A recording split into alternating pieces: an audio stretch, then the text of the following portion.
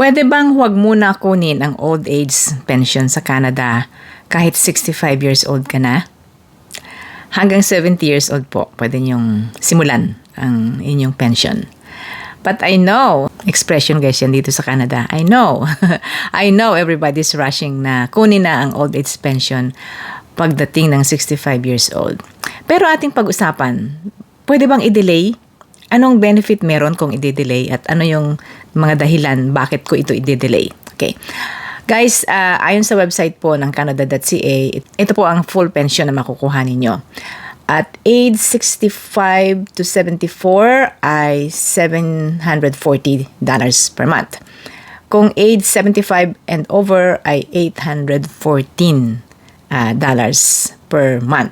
Yan ay kung meron kayong 40 years of residency in Canada mula nang mag-18 anyos kayo. Naka-40 ba kayo, guys? Kung below 40 years, partial payment lang ang tawag, guys, sa ating magiging pension. At least 10 years, pwede ka nang mag-claim ng pension kung ikay 65 na. Ganito po ang calculation na ibinibigay ng website.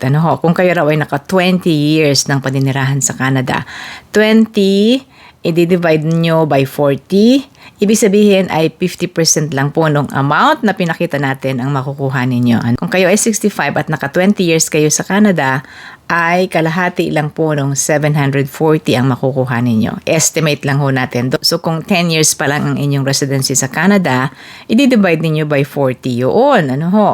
Guys, kung i-delay daw po natin ang ating pag-claim ng pension, ay merong pagtaas na 7.2% every year.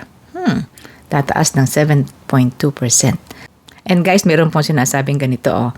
Once you start receiving your old age pension, any additional time that you live in Canada will not increase your payment amount anymore.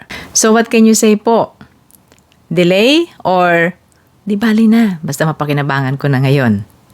Anyway, kung mababa ang income ko, baka ako'y ma-qualify for the GIS, ang Guaranteed Income Support.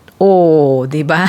Ang mga impormasyong ito, guys, ay makikita niyo po sa website ng Canada.ca. I will put here in the comment section para inyong mabasa. Thank you very much, Ate Manchi from Toronto.